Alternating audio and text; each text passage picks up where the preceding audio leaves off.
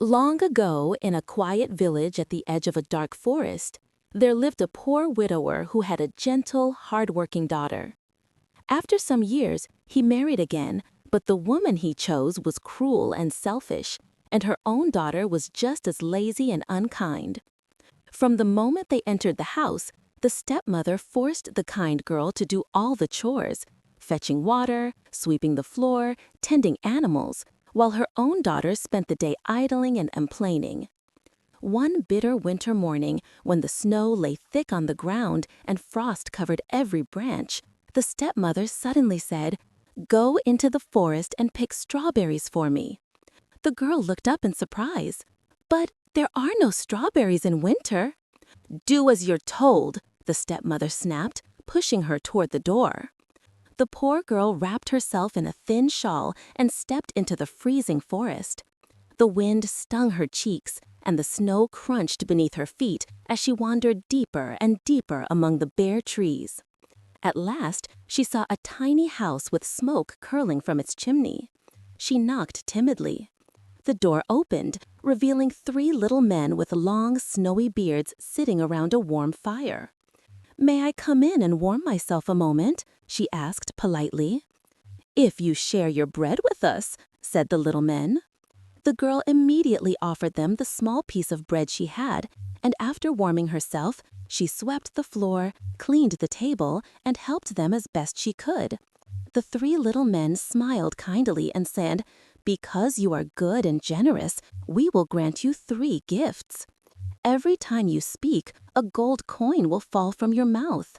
You shall grow more beautiful each day, and one day you shall marry a king." The girl thanked them softly, and as she spoke, a bright gold coin dropped from her lips. Astonished, she picked it up and hurried home. The moment her stepmother saw the coin and heard more fall onto the floor as the girl explained, her eyes gleamed with greed. Immediately, she sent her own daughter into the forest, determined to secure the same blessings. The lazy girl found the same cottage and knocked. The three little men answered and asked her to share her bread. "No," she snapped, "I need it for myself." She barged inside without greeting them and refused to sweep, refused to help, and complained bitterly about the cold. The three little men frowned. "Because you are selfish and rude, we grant you 3 curses. Every time you speak, a toad will leap from your mouth. You shall grow uglier each day, and you shall never find a husband." The girl shrieked in horror, and a fat toad hopped out of her mouth onto the floor. Sometime later, a king passed through the village and met the kind girl. When she answered him and gold coins fell from her lips, he was amazed by her beauty and goodness. He took her to his castle, and before long, he married her and made her queen. The stepmother's jealousy grew darker than ever. When the queen gave birth to a child, the king was away on a journey.